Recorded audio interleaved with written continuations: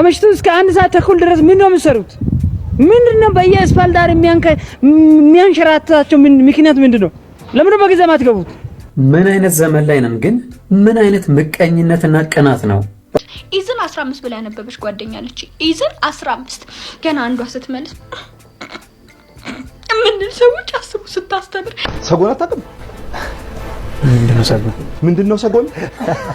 ኧረ ቢኪ ሰላም በመላው ዓለም የምትገኙ ውድ የዩቲዩብ ቤተሰቦቼ ሰላማችሁ ብዝት ትበል እያልኩ እንግዲህ ትኩስ ነገር ከዚህም ከዚያም ለእናንተ ይመቻል ብዬ ያሰብኳቸው ነገሮች እንግዲህ ይዤላችሁ መጥቻለሁ።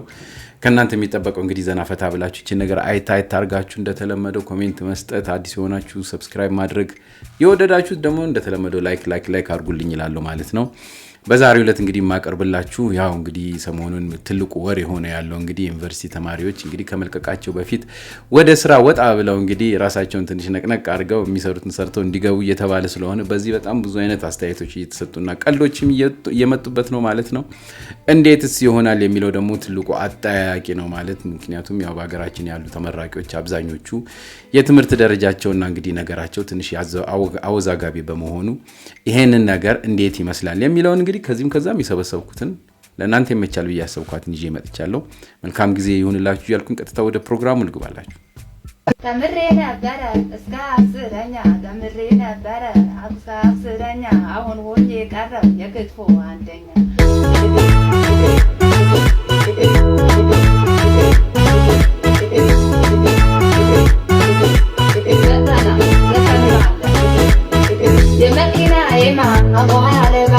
የመኪና ይማ አዋራ ለባሺ የሰሪሲ ቂቤ ያለን የናለሽ ተምሬ ነበረ እስከ 10ኛ ተምሬ ነበረ እስከ 10ኛ አሁን ሆኜ ቀረ የክትፎ አንደኛ አይሌላ ሸጉሌላ አይሌላ ሸጉሌላ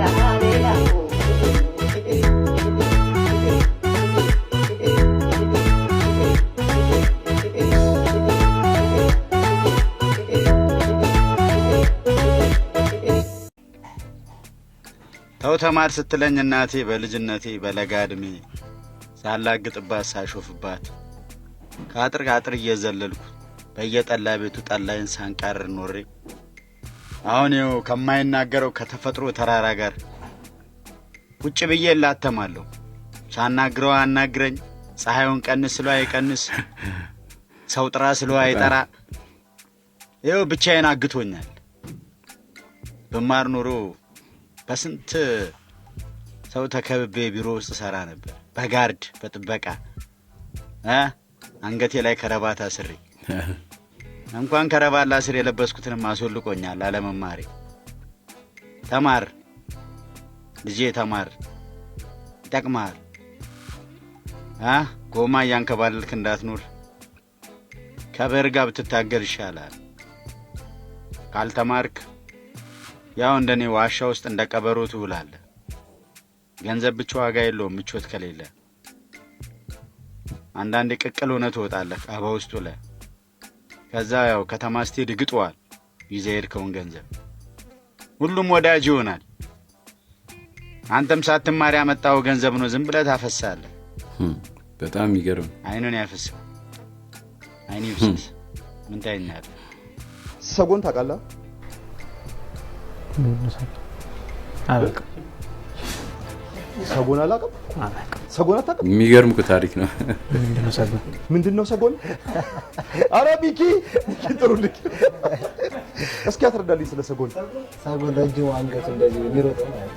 የሰጎን እንቁላል ሲባል ሰምታጣቀ ድራገን እንዴ? ድራገን እና ምን ድራገን ነው? ሰጎን አንገቷ ትልቁ ስንት ያክል ተማሪ ነኝ ያልከው? 12 ሰጎን ማለት ነው። ኦስትሪች እሺ፣ በእንግሊዘኛ ሲሆንለት አወቀ። አይ ሰጎን በጣም ነው የገረመኝ። የ12ኛ ክፍል ተማሪ እንኳን አያውቅም። የግል ተማሪ ነው። ከዛ የግል ዩኒቨርሲቲ የግል ትምህርት ቤት ስለ የግል ትምህርት ቤቶች አያሰብ ስለ ሰጎን። አይ አይደለም፣ በእንግሊዘኛ ነው። ያው ኦስትሪች አለ እኮ በእንግሊዘኛ ሲሆን አውቀዋለሁ አለ። እሺ ኦስትሪች ምን አይነት ናት?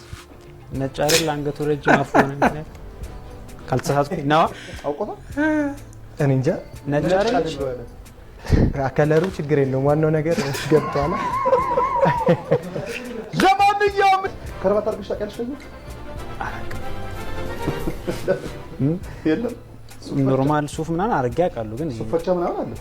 ሱፍ ምናምን ሱፍ ካለ ታዲያ ከረባት ያለ ከረባት ነው ማለት ነው። ይመችሽ። ቻይሊ My name is Meteor Tesfaye, English Language and Literature Department. So how was your campus life? Oh, it was so good. I don't know. It was amazing. What is coronavirus? Coronavirus is not... It's not what? It's not what?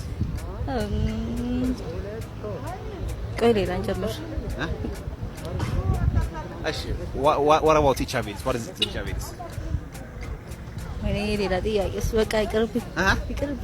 ምን ነው እንግሊዝኛ እንትና ተማረኛለሽ እንዴ? እናታችን እሺ ሞክሪ የተወሰነ ያክል እያሰበች ነው እንግሊዝኛ እያሰበች ነው። እሺ ወዚሩ ግራጁዌሽን is very nice. In Amharic no, I can't English. Why?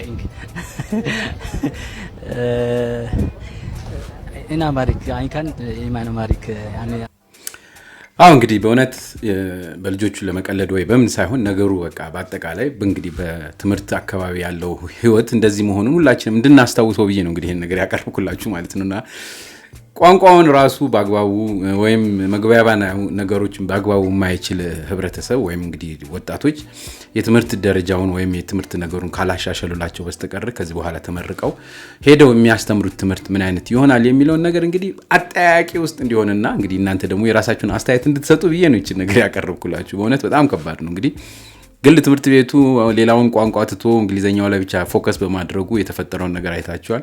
ሌሎቹ ደግሞ ያው እንግሊዘኛውን ባጭሩ ብቻ ስለሆነ ጭራሽ ዩኒቨርሲቲ እንግዲህ ደርሰው ተመርቀው ያሉ ተማሪዎች ደግሞ ጭራሽ እንግሊዘኛውን መናገር ሳይችሉ አይተናል ማለት ነው። በአጠቃላይ በመላው ዓለም ቢሆንም ታውቃላችሁ እንግሊዘኛ የግድ አንድ ነገር የእውቀት መለኪያ ባይሆንም ነገር ግን መግባቢያ የሚለው ነገር በጣም ወሳኝ ነገር ነውና ትምህርት ቤት አንድ ሰው ሊያስተምር ሲሄድ እነዚህን መግባቢያ ቋንቋዎች ካላወቀ እንዴት ነው ከልጆቹ ጋር የሚግባባው የሚለው ነገር ጥያቄ አያስገባም የሚለው ነገር እንግዲህ እናንተ እንድትመልሱ ብዬ ነው ያቀረብኩት ማለት ነው።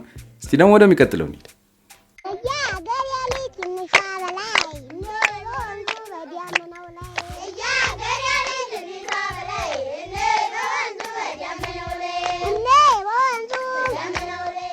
ዩኒቨርሲቲ ተማሪዎች ከመመረቃቸው በፊት ለአንድ አመት እንዲያስተምሩ ሊገደዱ ነው። በቃ አይሆንም። እንዴት አድርጋ ታደርገዋለች? ስለዚህ ጠቅላላ መውጣቷን ነው የመረጠችው።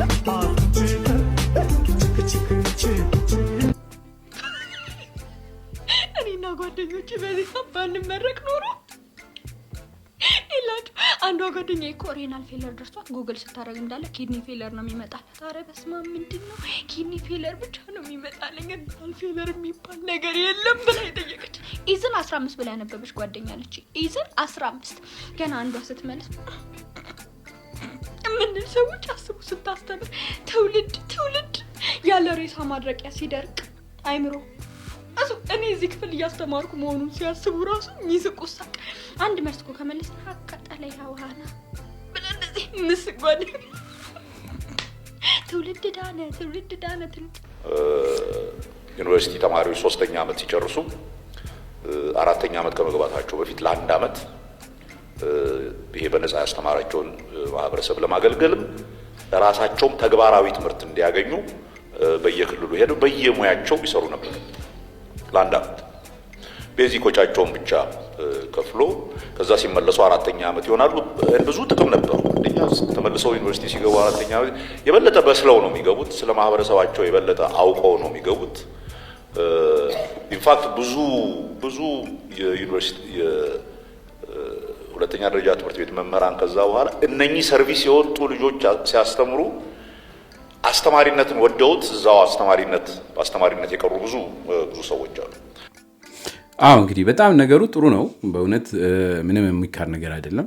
አንደኛ ያስተማሪ ጥረት ስላለው፣ ሁለተኛ ልጆቹ ደግሞ የጠቅላላ ዓለማዊ ህይወታቸውን ያውቃሉ። ከትምህርት ዓለም ወጥተው የሚጠብቃቸው ምን እንደሆነ አውቀው ቶሎ እንግዲህ የሚችሉትን ያህል ነገር ተምረው ዕውቀት ይዘው በደንብ ይወጣሉ የሚለው ነገር ሐሳብ ስለሆነ ጥሩ ነው። እንግዲህ ግን ያው በዚህ አጋጣሚ ያው የሚያስቸግረው ምንድነው ምን ያህል ተማሪ ወጥቶ የትኛውን አካባቢ ይሸፍናል የሚለው ነገር ደግሞ ሌላ ጥያቄ እንደሚሆን እርግጠኛ ነኝ። ለማንኛውም ሐሳቡን እንግዲህ አንጠላውም። ማየቱ ጥሩ ነው ብዬ ነው በእኔ በኩል ማስበው። የራሳችሁን አስተያየት ስጡ እያልኩኝ እስቲ ደግሞ ትምህርት ቤቱ ምን ይመስላል የሚለውን ደግሞ እስቲ ስሙ።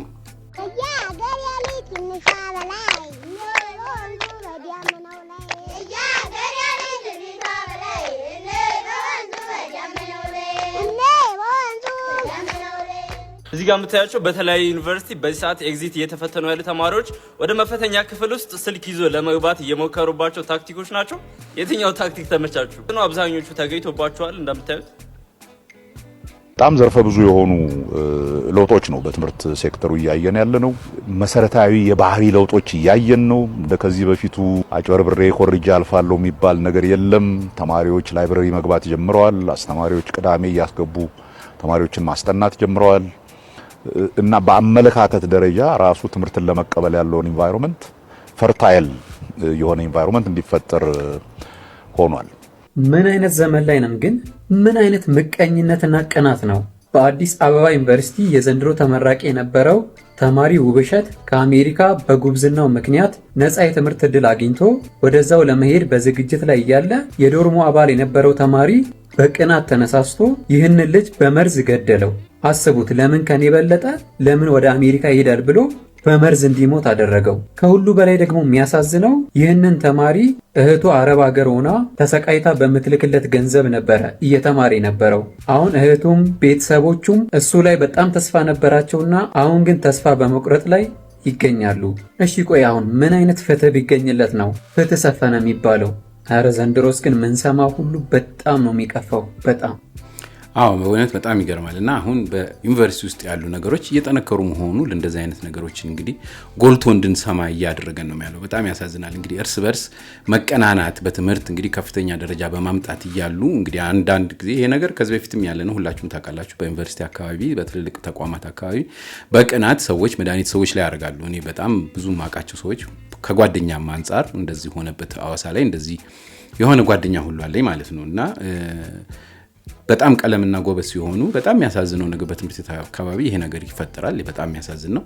ነገር ግን ትምህርት ግን በግል በራስ ብቻ ጥረት መጨረስ እንዳለባቸው እየተረዱት እንዳሉ አሁን እንደተመለከታችሁት ሞባይሉን ምኑንም ወደ ትምህርት ቤት ፈተና ይዞ መግባቱ መከልከሉ ጥሩ ነው ብዬ አምንበታለሁ። እንደዚህ ካልጠነከረና ነገሮች እንደዚህ ጎልቶ ካልወጡ አንደኛ ህብረተሰቡም ጥንቃቄ አያደርግም፣ ሁለተኛ ነገር ደግሞ የተሻለ የተማረ ህብረተሰብ በጥሩ ሁኔታ ተመርቆ ይወጣልናል ብዬ አስባለሁ ማለት ነው። የራሳችሁን አስተያየት ስጡ እያልኩኝ ወደሚቀጥለው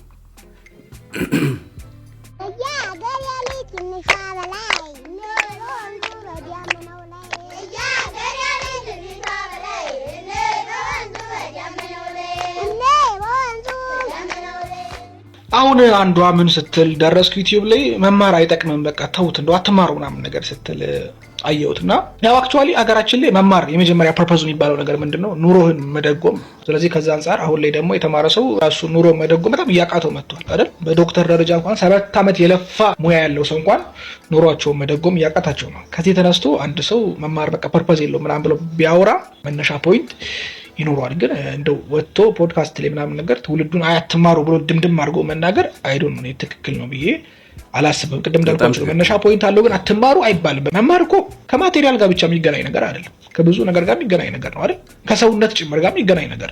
የተማረ ሰው በምክንያት ያስባል። በተቻለ መጠን የተማረ ሰው ብቻውን ይቆማል፣ ለብቻው ያስባል፣ ለብቻው ይወስናል ማለት ነው። የተማረ ሰው በጣም ሞራሊ ከፍ ያለ ነው። በየሰፈራችሁ ሁላችሁም ታውቃላችሁ። ተምሮ መጥቶ 3 ዓመት 4 ዓመት ስራ ያጣ ወንድሞቻችን እህቶቻችን አሉ። ግን ስራ አጥተው አባታቸው ጋር ተቀምጠው እናታቸው ጋር ተቀምጠው የሚኖሩት ገብቷል። አስበው እስቲ ያልተማረ ሰው ቢሆንስ ብለህ አይደለም 3 ዓመት አይደለም 3 ወር አይታገስም። አንገት ላይ ጩቤ እየሰካ ስልክ መንጠቅ ነው የሚጀምረው። ገብቷል። የህይወትን ዋጋ እንኳን አይረዳም። ምንድነው ሰርቼ ምንድነው መወስደው የሚለውን ነገር እንኳን አይገመግምም። ህይወት አጥፍቼ ስልክ እየወሰድኩ ነው የሚለውን ነገር እንኳን ለማገናዘብ ብቃቱ የለም። ገብቷል። ያ ግን በመማሩ ያን ከማድረግ ብሎ የእሱም ህይወት ልክ እንደኔ የከበረ ትልቅ ህይወት ነው፣ የእሱም ሰውነት ልክ እንደኔ የከበረ ትልቅ ሰውነት ነው ብሎ ሰው ገሎ ሞባይል አይሰርቅም በምንም አይነት ታምር። 4 ዓመት ስራ ሊያጣ ይችላል፣ 5 ዓመት ሊያጣ ይችላል፣ ራሱን ሁሉ ሊያጠፋ ይችላል። ግን ሰው ላይ እንደዚህ አይነት እርምጃ አይወስድም። ይሄ መማር ያመጣው ግዙፍ ለውጥ። መማራችን ጥሩ ሪተርን ካልሰጠን ያ እንደ ሀገር ያለ ድክመት እንጂ መማር በራሱ ክፉ ሆኖ አይደለም። በምንም ተአምር መማር ክፉ ሊሆን አይችልም። እንደው አትሊስት ግን እየሰራችሁ ተማሩ ትምህርትን ብቻ ከምትይዙ ማለት በጣም ያባጥም። ከዛ ውጪ ግን እንደው ትምህርትን ቀጥ አድርጉ አይባልም። እንዴ ምን አይነት እንትን ሀገር ለመፍጠር ነው የታሰበ ያለው? እግዚአብሔር ለኢትዮጵያዊ አትማር ተብሎ ይመከራል። እስካሁን መሽተኛ እኮ ተማርን አይባልም። አክቹዋሊ ተማርን አይባልም።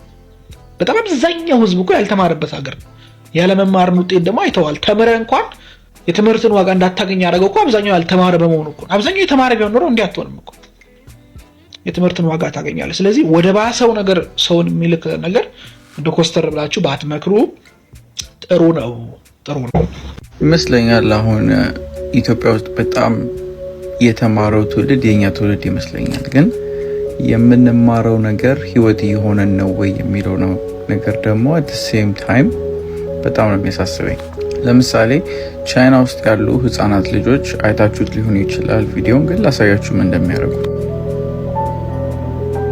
መስፋት፣ ምግብ ማብሰል፣ አንዳንዶቹ እንደውም እዚህ ጋር አይታይም እንጂ ግንብ መገንባት፣ የተለያዩ ለህይወት መስፈርት የሆኑ ወይም መሰረታዊ የሆኑ ትምህርቶችን ይማራሉ ገና ከልጅነታቸው ማለት ነው። ስለዚህ አሁን እንዳለው ትውልድ የተማርነው ትምህርት እንጀራ የማይሆነን ከሆነ መንቃት መቻል አለብን ብዬ አስባለሁ። ነው የምንማረው ነገር ነገ ለእኛ ቤተሰብ ማስተዳደሪያ የማይሆነን ከሆነ ህይወታችንን የምንለወጥበት የማይሆን ከሆነ I don't think ጊዜያችንም ሆነም ኤነርጂያችንን በዛ ቦታ ላይ ማጥፋት ያለብን አይመስለኝም። አትማሩ ሳይሆን የምንማረውንና የምንገነባውን ችሎታ በደንብ እንገንዘብ ነው። ሜቢ በህይወታችን ላይ መሰረታዊ የሆኑ እውነታዎችና እውቀቶችን ብንማር የተሻለ ደረጃ እንደርስ ይሆናል። ኤኒዌይስ ሀሳባችሁን ሼር እንድናደርግ ነው። አዎ በእውነት በጣም ትክክል ነው። በእውነት ብዙ ጊዜ ይህን ነገር እሰማለሁ አያለው፣ ተስፋ ቆርጠውም ሰዎች አያለው እና መማር ማለት በአጠቃላይ በህይወታችን አንድ ስቴፕ ለኑሯችን የሚያስፈልገንን ያህል መሄድ እንደማለት ነው። ወይም የሆነ አንድ ስቴፕ ህይወታችንን ለሚቀጥለው ትክክለኛ የትዳርም ሆነ የምን ህይወታችን ላይ መሰረት መጣያ እንደሆነ ሁላችንም ይሄን ነገር ለህብረተሰቡ በደንብ ማስገንዘብ መቻል አለብን። እንዲያው 12ኛ ክፍል ወደቀ 8ኛ ክፍል ወደቀ እየተባለ ሰውን ከማቆርቆዝ በዛች አቅሙ የሰበሰባትን አይምሮ ይዞ እንዲያድግ ማበረታታት እንጂ ያለብን በምንም ተአምር ያንን ሰው እንትን ማለት ወይም ትምህርት መጥፎ መሆኑን መግለጽ በጣም ትክክል ያልሆነ ነገር ነው ብዬ ነው የማምነው። በጣም ብዙ ጊዜ አያለው በተለይ አዲስ አበባ ውስጥ ከገጠር የመጡ ባለሙያ ያው ምንድነው የእጅ ባለሙያነት ትምህርት ይማራሉ። ትንሽ የሆነች 10ኛ ክፍል ምናምን ነገር ላይ ሲወድቁ ማለት ነውና ሲያስተምሯቸው እንኳን አትሊስት ሂሳቡን ምኑን እንኳን በደንብ ስለማያስተምሯቸው ያው ሰርቲፊኬት ብቻ ይዘው ለመውጣት ስለሆነ የሚያደርጓቸው ወጥተው ሜትር እንኳን መትረው በስነ ስርዓቱ መቁረጥ አይችሉም አንድ ነገርና ይሄ የሚመጣው ምንድነው ቀጥታ ለገንዘቡ ብቻ እንጂ ለእውቀት ያላቸው አመለካከት ዝቅ ያለ በመሆኑ ያመጣው ተጽዕኖ ነው። ያንን ነገር እንደዛ ያለምንም ግዴታ የሚቆርጠው ወይም ልጁ እንዳለው ዝም ብሎ ተነስተው እየወጉ የሚሰርቁት ለትምህርት ወይም ለምን ካላቸው ጥላቻ ነው ማለት ነውና ይሄንን ነገር ማጥፋት የምንችለው ሁላችንም ነን። በተቻለ መጠን ትምህርት ለህይወት ጠቃሚ እንደሆነ ለስራ ብቻ ሳይሆን ለህይወት ጠቃሚ እንደሆነ በሚኖሩበት ህይወት ውስጥ አንድ የሆነ ፓርት እንዳለው ማሳወቅ የሁላችንም ግዴታ ይመስለኛልና ይሄ በጣም ብዙ ወላጆች በስነ ስርዓቱ ለልጆቻቸው እነሱ ያለፉበትን ነገር መግለጽ መቻል አለባቸው እንጂ ዶክተር መሆን ይመኛል ልጄ ምናምን ተብሎ ያንን ዩኒቨርሲቲ ጨረሰ ምናምን ተብሎ እዛ ደረጃ ዶክተር ሆኖ ጨርሶ መስራቱን የማይፈልግ በጣም ብዙ ሰዎች አሉ ወደ ሌላ ህይወት ውስጥ የሚቀየሩና ህይወት የሚመራቸው መጀመሪያ ራሳቸው የተማሩትን ነገር አዘጋጅተው ተሰናድተው ከዛ በኋላ በሚመጣው ነገር ውስጥ ነው እንጂ የሚገቡት በምንም ተአምር ማንንም ሰው ተመርቆ ተጨርሶ ወደ የሚፈልገው ህይወት ውስጥ ይገባል ማለት ስላልሆነ ነገር ግን በህይወት ደረጃ አንድን ነገር እንደጨመረ ማሳወቅ የሁላችንም ግዴታ ይመስለኛል ማለት ነው። እናንተ ጨምሩበት እያልኩኝ ወደሚቀጥለው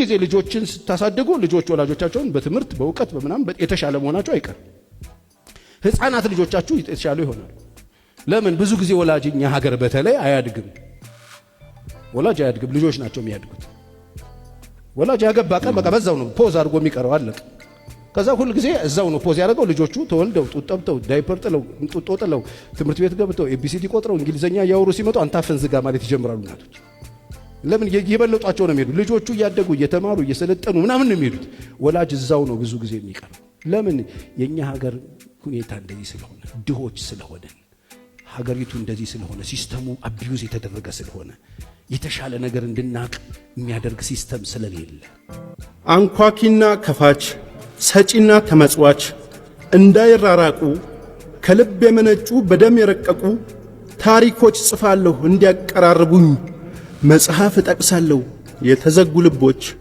ከፍተው እንዲያስገቡኝ ታሪክ 1 አንኳኩ ይከፈትላችኋል ሆን ብዬ በድፍረት ሆን ሳልል በስህተት ሰውን አስቀይሜ በገዛጀ መዳፍ የልባችሁን በር የዘጋው ከርችሜ እኔው የእኔ ጠላት በሆን እንኳን ቅሉ አንኳኩ ይከፈታል ይላልና ቃሉ የልባችሁን በር ተከፍቱልኝ ዘንዳ ስለፋ ስደክም ጭብጥ የነፍስጄ ልብ ሲኮረኩም ባካኝ ቀልቤ ያርፋል ህሊና ይረካል የነፍሱን እጅ እንጂ ልብ ለማስከፈት ሰው ምኑን ይልካል ኳኳ ኳኳ ኳኳ ታሪክ 2 ጠይቁ ይሰጣችኋል ሰው በመሆን ብርታት ሰው በመሆን ድካም ፍጹም ልሁን ብሎ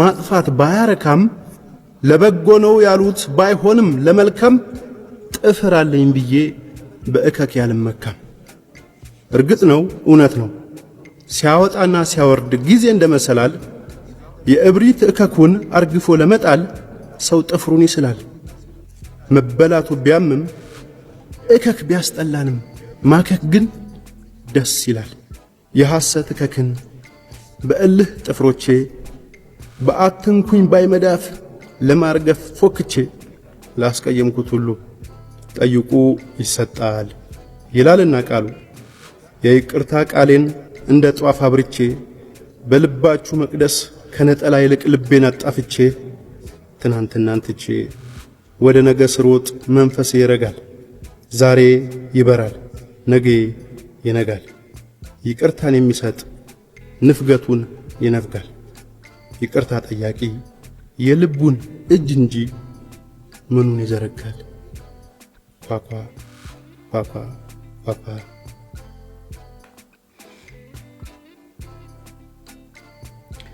አሁን እንግዲህ ውድ የዩቲዩብ ቤተሰቦቼ ከዚህም ከዛም የሰበሰብኩላችሁ ፕሮግራም እንግዲህ እቺን ትመስላለች ማለት ነው በአጠቃላይ እንግዲህ ያው እንግዲህ ለሚመጡት ነገሮች በሙሉ ወይም አዳዲስ ለሚወጡ ህጎች በሙሉ ቶሎ ተበሳጭተንም ወይም ቶሎ ለመፍረድ ሳይሆን እንደው የሁሉ ነገር ምክንያት ያው እንግዲህ አገርን ማሳደግ መሆኑን አምነን ነገሮችን ሰከን ብለን እንድናይ በሚለው እንግዲህ ይሄን ነገር ያቀርብኩላችሁ ማለት ነው ምንም አይነት ፖለቲካዊ ወይም ሌላ አይነት ነገር እንዲኖረው ሳይሆን በአጠቃላይ መማርም ሆነ ማስተማር ለሀገራችን ለወደፊትም አሁንም ላለው መንግስት ወደፊትም ለሚመጣው መንግስት የተማረ ኃይል ባለበት ህዝብ ውስጥ መሃል የተሻለ ነገር ይገኛል ብለን ስለምናስብ እንደነዚህ አይነት ነገሮችን መደገፍ ወይም በሐሳብ እንግዲህ መሳተፍ እንደገና ደግሞ ነገሮችን በእርጋታ መመልከት የሁላችንም ግዴታ ይሆናል ብዬ ስለማስብ ይሄን ነገር አቀርብኩላችሁ እንደሚመቻችሁ እርግጠኛ ነኝ አስተያየታችሁን ስጡ እንግዲህ ከወደዳችሁት የተለመደችዋን ላይክ አድርጉልኝ ለሰዎች ሼር አድርጉልኝ ቤቴ ትንሽ ቀዝቀዝ ብሏል ስለዚህ እንግዲህ ዞር ዞር እያላችሁ ይሉኝ እያልኩኝ በዚህ ልሰናበታችሁ መልካም ጊዜ ይሆንላችሁ እያልኩ እንደተለመደው አንድ እንግዲህ ሳቅ ፈገግ ምንልበትን ነገር ላስቀምጥላችሁ መልካም ጊዜ ይሆንላችሁ የተከበሩት የዓለም ገና ተማሪዎች በሙሉ ዳይሬክተር መሰለኝ ቆይ እናንተ ከትምህርት ቤት የምትወጡ ሰዓት 9:45 ነው ወደ ቤታቸው የምትገቡበት ሰዓት ስንት ሰዓት ነው